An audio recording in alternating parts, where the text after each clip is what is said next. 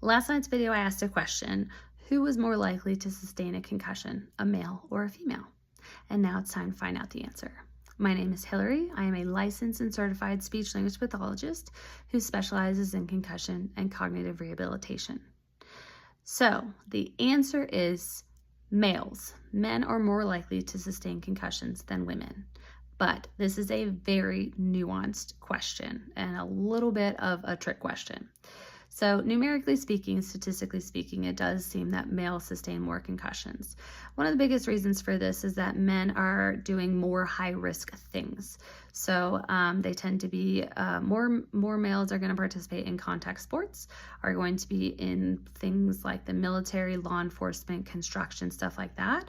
Also, males, especially the younger ones, don't really have the greatest decision making and judgment. So for example, yesterday when Bear and I were walking, I saw two teenagers. One was driving a golf cart on the road, while the other one was riding a skateboard with his hands attached to the golf cart. And they're riding up the street in my neighborhood, probably 25 miles per hour, no helmets. And the guy on the skateboard said, "Hey man, give me my phone so I can record this." So now he's got one hand on the phone, one hand on the golf cart. Other cars also were on the road and having to avoid these people. So would I have done that when I was 17, 18? I don't think I would have even considered that. So that's something to think about for the men.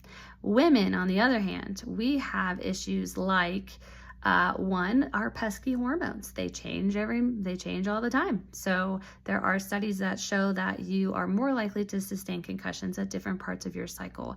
And that is not something that men have to deal with. So they are consistently, their hormones are pretty consistent. Ours change. The other thing has to do with neck. So neck, the musculature within your neck and the strength that supports it. If you think about a whiplash injury, if my head goes back and then forth, as a male, I'm more likely to have a wider neck, thicker neck, and then more muscles to support my neck in that force. I'm less likely to sustain a concussion than a female. So with that being said, as a female, I'm more likely to sustain a concussion with the same force. Something like if I'm heading a soccer ball and then the male has the opportunity to do that exact same thing, I'm potentially more likely to sustain a concussion in that situation than the male. There were a couple commenters that said something about, one, the domestic violence.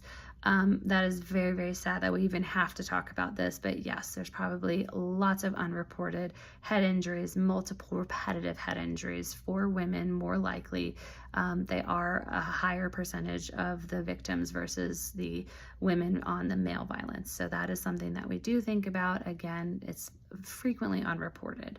The other thing has to do with kind of medical bias for males versus females. So someone specifically mentioned that protective things like cars, the protective mechanisms within cars, even potentially helmets, may have only been researched based off of men.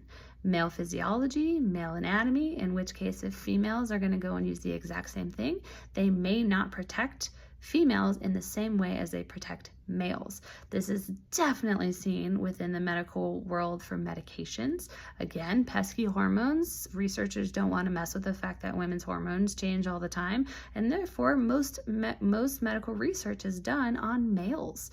It's changing for sure, but it is something to say, like if you test one heart medication on a male and then try to give it to a female and expect the exact same thing to happen, it may not happen. So, longer video than I normally make. Very, very nuanced, very, very individualized. But in general, men are going to sustain, numerically speaking, more concussions, but women are probably suffering from longer, prolonged symptoms and more severe symptoms. So, hope this clears it up.